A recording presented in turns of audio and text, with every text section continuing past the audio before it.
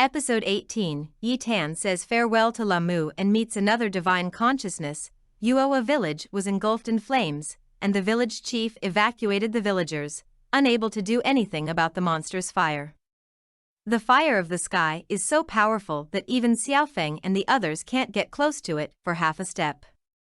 The divine consciousness died of the fire of the god's own sky, and Xiaofeng finds it ridiculous when he thinks about it. Qingheng and Yi Tan returned to the stone room with the Shaojing bottle, and he cast a magic spell on the Shaojing bottle to extinguish most of the fire, but the fire had not yet been extinguished. He fell down and couldn't get up, so he woke up his eyes with a small stone. Nanming Liuwa was extinguished, Lamu and Yetan were unharmed.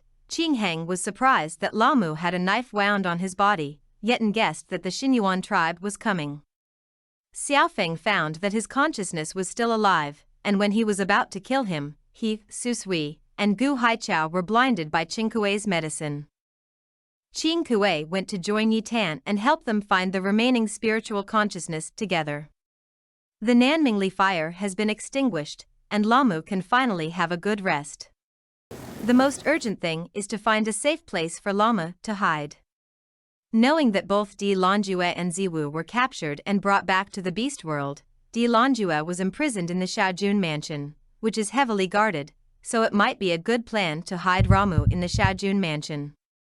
Ziwu was sent by the Queen of Beasts to take care of Di Lanjue, but Di Lanjue didn't need her care. Ziwu started to cry. Di Lanjue quickly explained and comforted her. Ziwu smiled. Ziwu hurt her hand while cooking soup for him. And she took care of herself so hard. Di Lan was absolutely moved. The two looked at each other and didn't move for a while.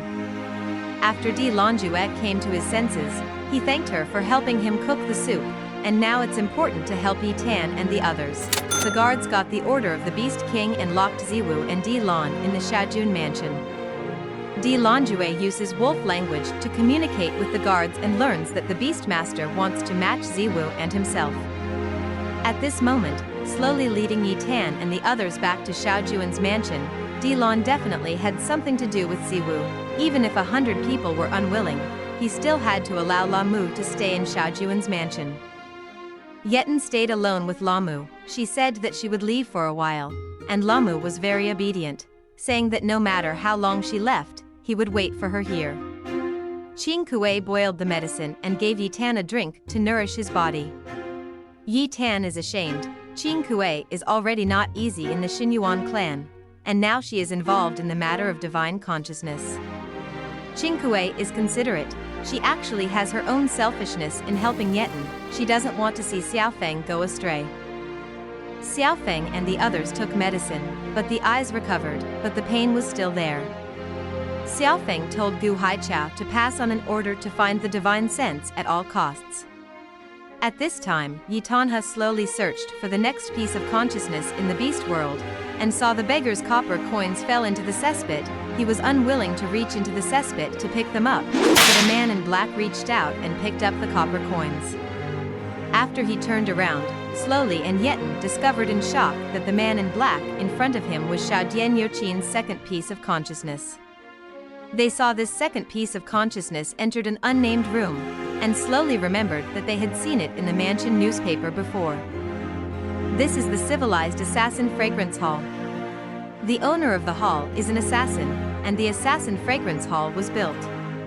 All business is done for money, and it is ruthless for people to give nicknames. Yi Tan gave him a generous gift, but he didn't let her in after accepting the gift. Fortunately, Yi Tan saved a hand early, so that it slowly turned into a bead on the abacus, and she opened it for Yi Tan inside. Door. The two saw that the secret room in the bamboo house was full of gold bars, and slowly and accidentally triggered the mechanism.